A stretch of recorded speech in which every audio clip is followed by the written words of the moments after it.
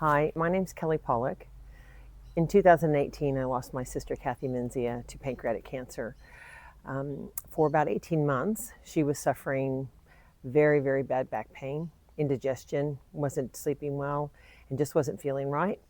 And she did all the right things. She went to physio, she went to her doctor, and unfortunately, at the end of that 18-month period, she was diagnosed with stage 4 pancreatic cancer that had spread and had metastasized. Unfortunately, from the date of diagnosis, we lost my sister 11 weeks later. We all gathered around her and gave her all the love we could for the very short time we had her left. And then we had to say our goodbyes. And it was a terrible outcome. Not long after that, about 6 months later, I was diagnosed with breast cancer. And breast cancer was a shock. I wasn't expecting that, and certainly wasn't expecting to have 2 diagnoses in my family in a very short period of time.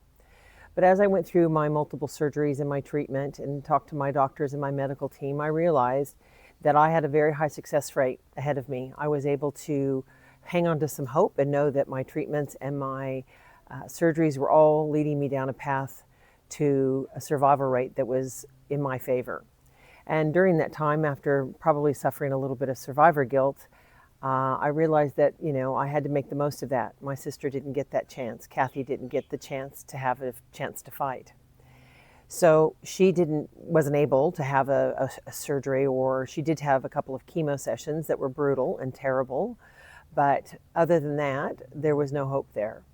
And I realized that after decades and decades of breast cancer research and funding, the outcome was better for me. In 1960, the 5-year survival rate for breast cancer was around 60%. Now it's around 92%. And during those decades, treatment and tests and trials have been run and programs have been developed to support patients who have been diagnosed with breast cancer.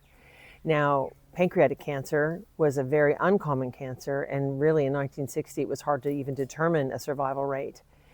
In around 1990, it was around 3% of a 5-year survival rate. And we only now in the year 2025 are sitting at about a 13% survival rate for a 5-year diagnosis or 5-year survival rate. So it's very important, and I'm very passionate about supporting the cause of Dare to Hope and any other charity or research that's going to find a cure or support programs and a cure for people who are unwell with pancreatic cancer. It's a terrible diagnosis. It's one I don't wish upon anyone.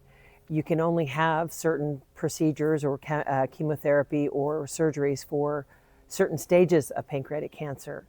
And unfortunately, most pancreatic cancer diagnoses come far, far too late in the disease, and there's very limited time left. So I really encourage you to support Dare to Hope. I encourage you to support research to pancreatic cancer.